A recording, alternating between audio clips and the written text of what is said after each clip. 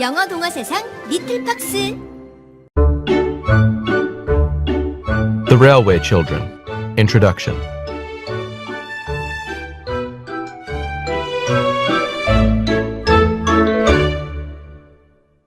The children were not railway children at the beginning. In fact, they never thought about the railway at all. They were ordinary children who lived in a brick house with their mother and father in London. Roberta was the oldest, and she was always called Bobby. Next was Peter. He was 10 years old and wanted to be a train engineer when he grew up.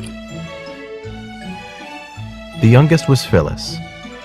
She was 8 years old and tried to be good all the time. These three lucky children had everything they needed: nice clothes, a warm house, and lots of toys. The children's mother was almost always at home and often played with the children or read to them. Their father was rarely angry or unjust and was always ready to play a game. They were all very happy. But the children did not know how lucky they were until one evening.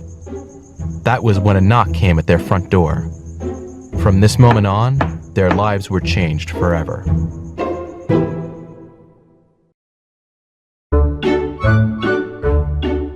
The Railway Children, Chapter 1, Unexpected Birthday Visitors.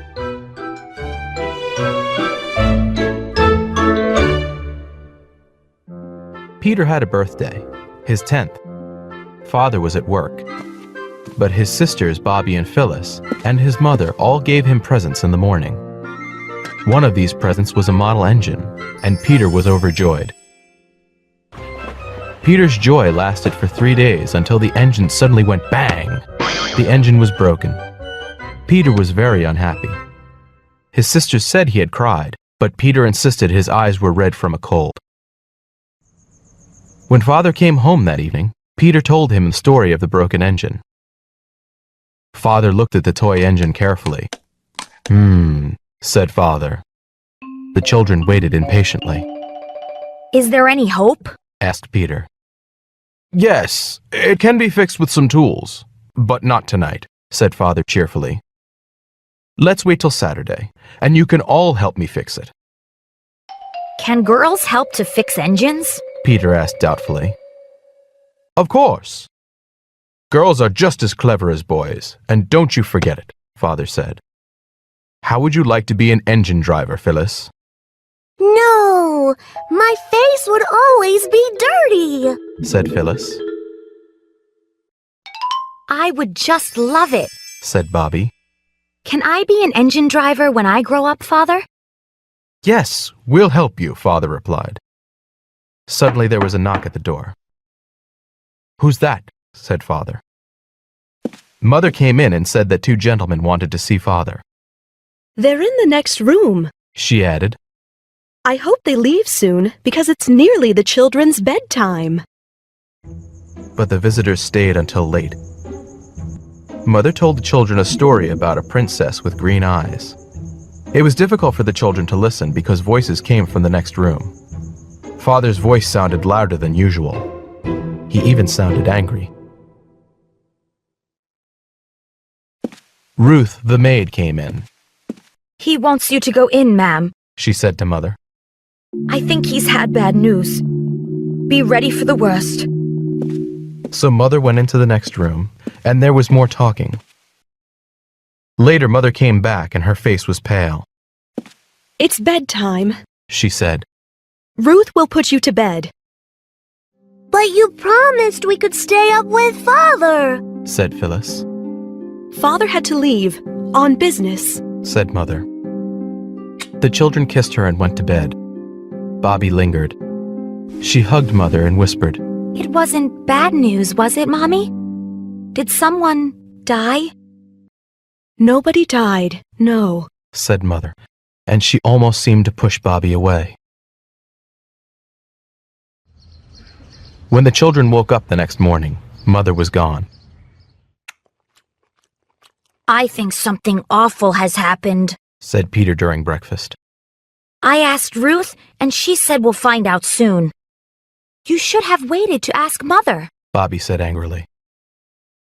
It was 7 o'clock in the evening when Mother came home. She looked worn out.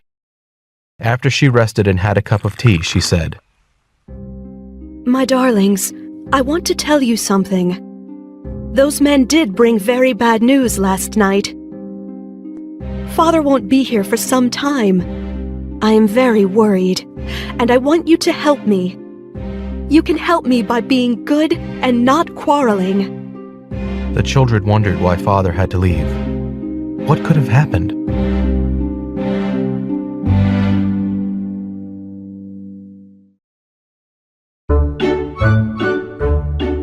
The Railway Children, Chapter 2, A Sudden Departure.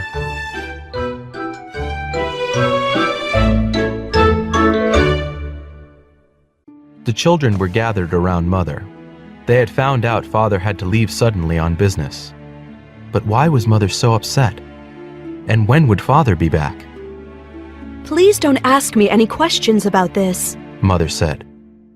I'm sorry, but I can't answer them. And please don't ask anyone else either. Peter looked down, his cheeks flushed. You'll promise, won't you? Said Mother. I asked Ruth. Said Peter. I'm very sorry. What did she say? Mother asked. She said we would find out soon. You don't need to know anything. Said Mother. Because it's about business. Do you understand business? No. Answered Bobby. Is it something to do with the government? Father worked for the government. Yes. Said Mother. And don't you worry. Everything will be fine. Don't you worry either, Mother. Said Phyllis. We'll be as good as gold. Mother sighed and kissed them, and they went to bed. Over the next few weeks, Mother was often out. Aunt Emma came to visit. Aunt Emma was much older than Mother. She was always busy sewing clothes and wasn't much fun. The children preferred the company of the servants, who were more amusing. If the cook was in a good mood, she would sing silly songs. One day, Peter made a booby trap. He balanced a pail of flour over the bathroom door. When Ruth moved the door, flour fell on her head. You'll be in trouble. Ruth said furiously. If you don't behave yourself, you'll end up where your precious father's gone. Peter wondered what Ruth was talking about. One morning, Mother came down to breakfast. She smiled. Now, my darlings, She said. we're going to leave this house and go and live in the country. We'll move into a little white house. I know you'll love it. A busy week followed, with everyone packing up things in boxes. They packed crockery and carpets, saucepans and candlesticks. Are you going to take this, Mother? Bobby asked. She pointed to a beautiful cabinet of wood and brass. We can't take everything. Mother exclaimed. But we seem to be taking all the ugly things. Said Bobby. We're taking all the useful things. Said Mother. We don't have as much money now, Bobby. The next day, the children said goodbye to their house. They went with Mother to the train station. Aunt Emma waved goodbye from the platform. The children were glad they wouldn't see her again. They were taking the train to their new home. At first, the children enjoyed looking out the train window. But as dusk came, they grew sleepier and sleepier. Later, Mother gently woke them and said, We're here. Soon, Bobby, Phyllis, and Peter stood shivering with their mother on the windy platform.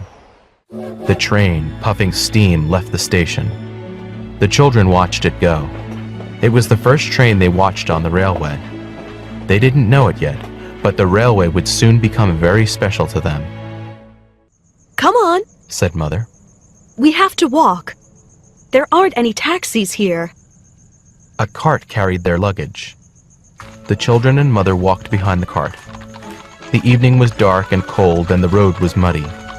Finally, Mother spoke again. There's the house. She said.